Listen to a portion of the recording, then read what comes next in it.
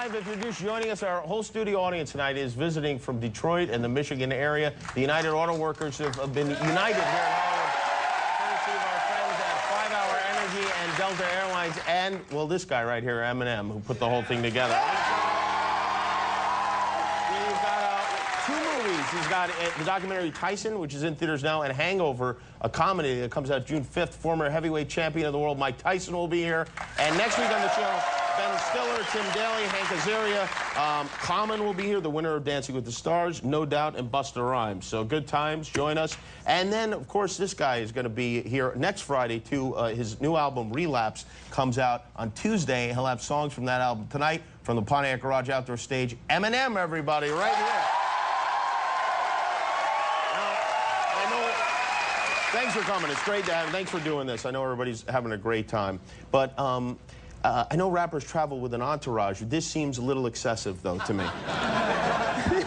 Do they come with you everywhere you go? Yes. How's everything going? You're off drugs? No. No, I'm kidding. By the way, I plan to open the Tyson interview the same way. So, cool. Have you been watching? He might have a different reaction. He might. Let's hope not. Left hook to the head, but no. This is kind of interesting. We found this, I think, on eBay. This is an album of baby lullabies, lullaby versions of your songs. And, for instance, is that me? That's, I guess, Baby You. Somebody put this out. Stan is on here, which seems like a strange song to play for an infant. Kill You is on here. Is it do we have a little of that? Let's listen to just hear what it sounds like.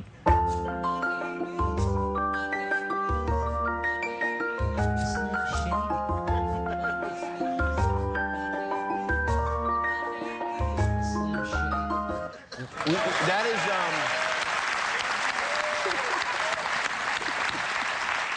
my CD actually made that. It's the remixes. The new album is great, by the way. It's getting great reviews, I know, and you must be. Do you care about that when the reviews? You really don't? No, I do. I mean, well, care about the reviews? Yeah. As far as like reviews and stuff like that, as long as my fans are happy, you know, then I'm happy. Yeah, but it wouldn't bother you if you got like a negative review or something like that? If I got like 1 star? Yeah, you got 1 star? Of course it would. It would bother me. I'd lose my freaking mind. I think anybody that says it wouldn't bother them is got to be lying, right? I mean, because it's a person saying, "Oh, this is terrible." It's something that I mean, but it's it's critics, and I guess it's their job to at the end of the day, that's what they do, and I guess that's maybe all they do. So I guess so. Now there are some there are a number of shout-outs to various celebrities on the record. I'm guessing most of them won't be excited about the fact that they're named on the record. Do you have? Is it make it uncomfortable for you to go to like anything when you're? I mean, you were laying waste to so many of these stars on your records.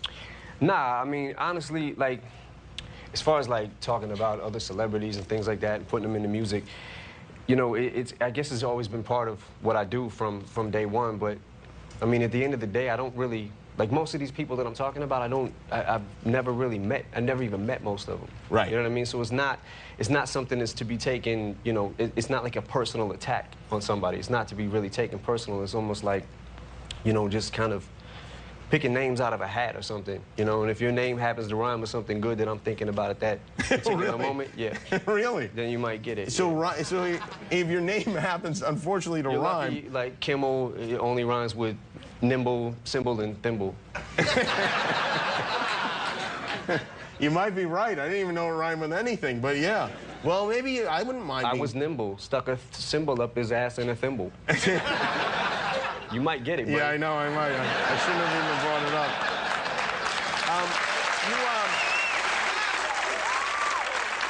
Dr. Dre, is he your actual doctor? Yes. He is your...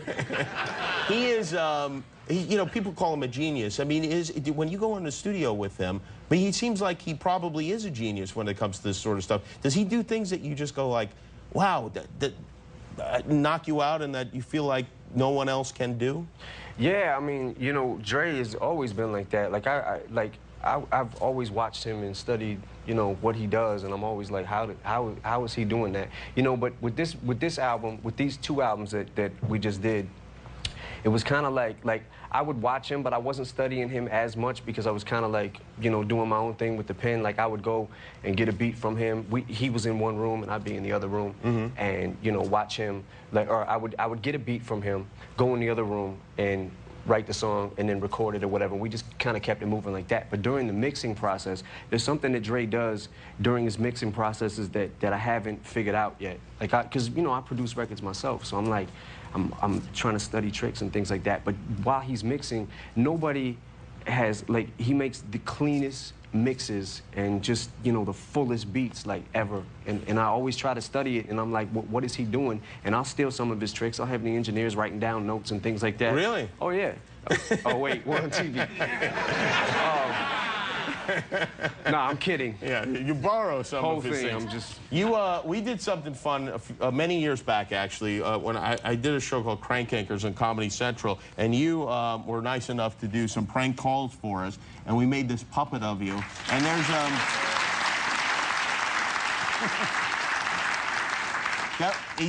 I know you are a crank caller, a habitual crank caller. At least I used to be.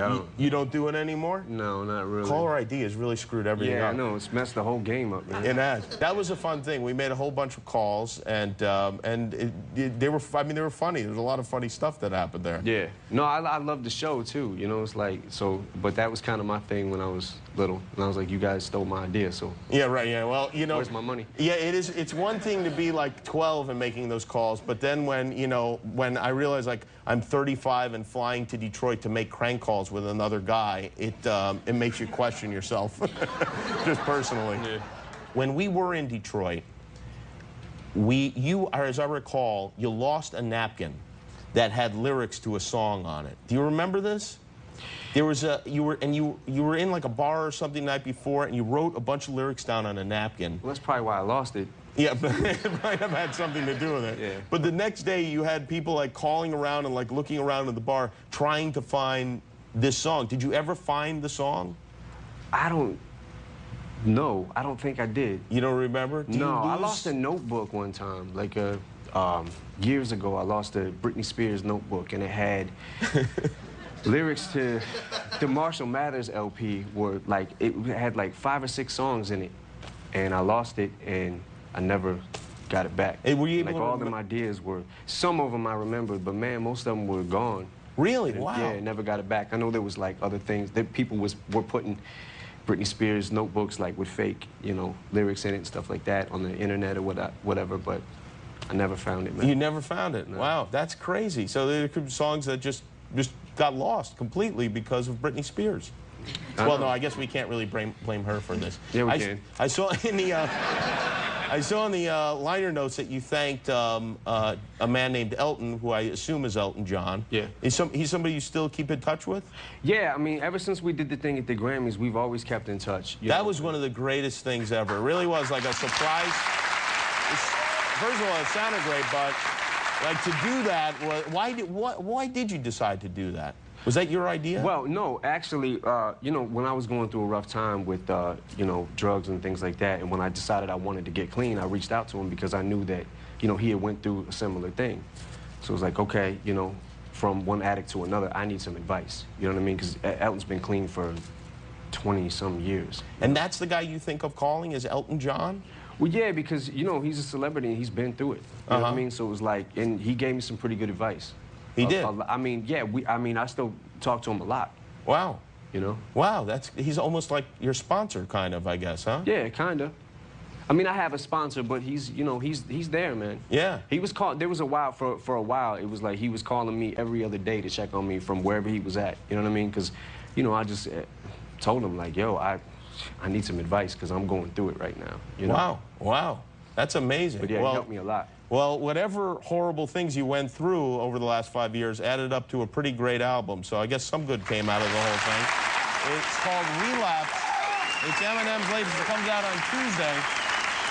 And I want to mention something because I know you're having a release party next week. Next week, right? Yeah, so everybody who came on the plane and is from Michigan here tonight, I want them to come back and go to the release They're party. invited to, you guys are all invited. Good time. Tyson.